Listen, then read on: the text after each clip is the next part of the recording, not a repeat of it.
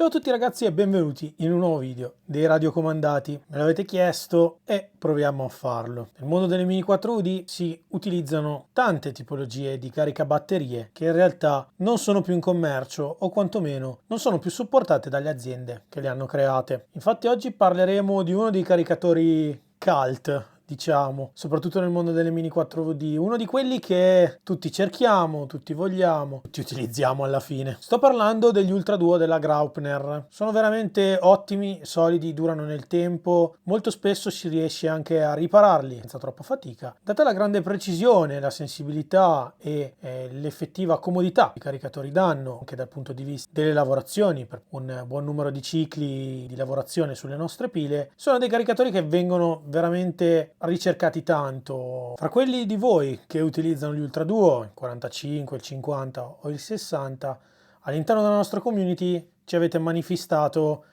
un po' di difficoltà, diciamo così, nell'utilizzarlo, nel gestirlo. Per cui oggi vi faccio vedere un po' come ragionano questi caricabatterie.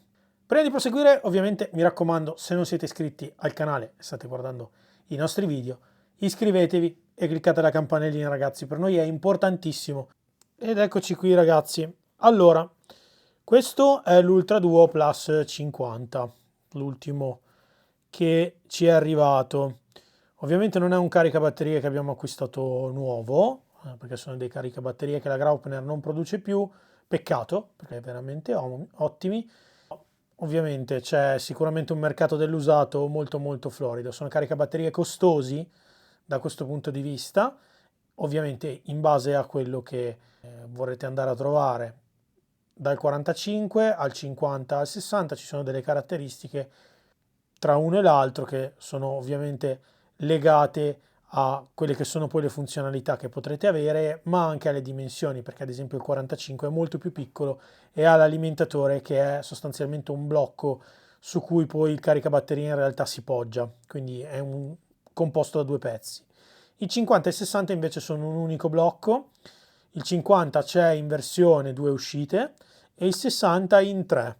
Questo è un 50 Plus, vedete ha una terza uscita che è questa, che viene semplicemente alimentata, quindi non ha i due schermi, non ha uno schermo relativo per gestire le funzionalità di quello che viene attaccato, però lo alimenta. Io qui ad esempio vado a collegare un overloader per poter avere poi dopo la possibilità di andare a gestire ad esempio un'altra basetta. Questi schermi, come vi dicevo, ce n'è uno per ogni uscita, quindi output 1 e output 2. Sull'output 1, come si passa da una funzionalità all'altra, probabilmente avrete già provato, semplicemente ruotando la rotella. Allora, nel momento in cui dovremo andare ad impostare le nostre batterie, la prima schermata che ci interessa sicuramente è la memoria. Allora, come si imposta una nuova batteria? In questo periodo sto trattando delle Fujitsu Pink, quindi da 950 mAh se non ricordo male, insomma la fascia è quella. E sono ovviamente delle batterie che hanno dei milliampere molto diversi rispetto a quelli che utilizzo di solito, perché lo sapete, normalmente io utilizzo soltanto le Eneloop, le 1900 e le 2000. Per cui la prima cosa da fare nel momento in cui si hanno delle batterie nuove è di andare nella voce media e cliccare su Page Select a destra. Il primo clic, vedete, lampeggia perché il primo è per farvi sempre capire su quale output siete. Quindi un qualsiasi tasto cliccate, se è un po' di tempo che non state selezionando niente, lo schermo lampeggerà per dirvi io sono qui. Ve ne accorgete anche perché qui, sicuramente lo vedete, in basso a sinistra l'output 1 lampeggia, quindi vuol dire che sono su. Entrato nella configurazione batteria, la prima cosa da fare ovviamente è la tipologia di batteria. Vedete, ho selezionato NIMH, ma abbiamo ioni di litio, LiPo, LiFe, PB, insomma ce ne sono tante, NICD, ce ne sono varie, comunque sono quelle che sono anche indicate qua sopra. Posizionandosi sulle batterie che ci interessano, poi sulla tipologia, scendiamo con la freccia verso il basso e andiamo sulla tensione. A livello di tensione, ovviamente, dato che la tipologia è già stata impostata, quello che noi andremo a definire è il numero di celle in trattamento, ok? Perché tutte le celle NIMH hanno sempre un valore di 1,2 volt, quindi semplicemente l'Ultra Duo ci chiede la tensione, quindi il numero di celle che sono state collegate. La capacità, poi, ovviamente, perché ci sono diverse tipologie, prendete ad esempio le Eneloop, le 1900 e le 2000, andiamo quindi ad impostare quella che è l'effettiva capacità della nostra batteria. L'altro dato qui in fondo è poi la data. La data perché potrete andare a dare differenti configurazioni in base alle pile, cioè se ne comprate, non so, un blister da 8 oggi e volete continuare a dare determinate configurazioni e cambiarle nel corso del tempo, potrete configurarle in questo modo. Passando poi con la freccia a destra in questo modo, quindi con la stessa freccia con cui siamo entrati nel menu, abbiamo la possibilità di dargli un nome. Una volta che abbiamo dato il nome, torniamo indietro con sempre i tasti di Page Select, magari vi sposto questi cavi così riuscite a vederli meglio. E niente, abbiamo configurato le nostre batterie. Che cosa dobbiamo fare di altro? Ovviamente il nostro caricatore ha differenti funzionalità. La prima fra tutti è quella di carica, che permette appunto di ricaricare le batterie. Come vedrete, cliccando a destra, la prima cosa che viene richiesta sono gli A, quindi a quanti A dovrà essere eseguito il caricamento, diciamo. Questo valore mi si è resettato e io normalmente lo tengo a. Tutto il resto, ragazzi, lo potete tranquillamente lasciare. Quello che vi interessa sicuramente la corrente di carica, quanto impostare, perché ad esempio su queste Fujitsu lo vedete ho impostato a 1 A, l'ho abbassato perché sono delle batterie molto più leggere. Per fare delle altre prove sto provando a caricarle molto più lentamente. Normalmente anche quando cicliamo, l'avete visto nel tutorial dedicato, pile come ad esempio, lo ripeto ancora, come le Eneloop da 1900 o da 2000, invece magari lo portiamo anche a 1,5. Ovviamente se dovete fare una semplice carica potete impostare il valore che volete e lo fate partire e via.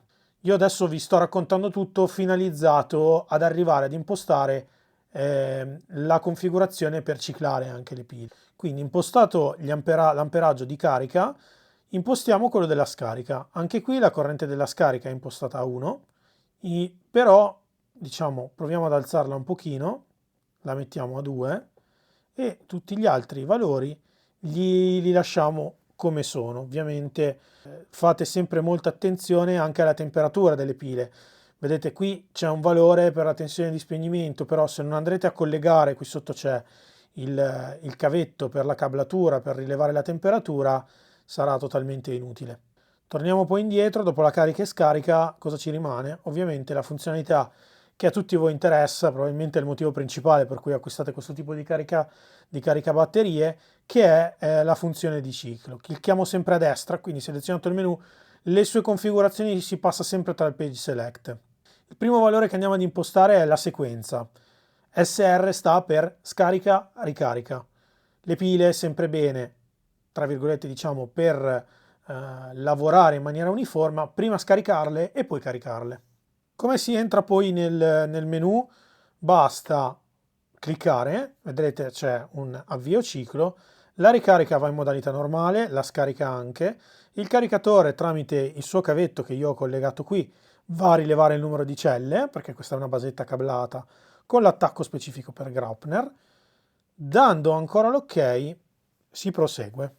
Si prosegue e il caricatore inizia sostanzialmente, vedete, sta scaricando a 2, mi dice la tensione attuale e la capacità che è andato a sottrarre dalle mie pile. Cos'altro vi posso dire, ragazzi? Nel mio caso specifico, nel 50, anche lui potrebbe essere alimentato. Vedete, ci sono i cavi qui che escono, ma li ho fascettati perché non li utilizzo, tramite un alimentatore da banco, quindi con un alimentatore esterno è possibile utilizzarlo.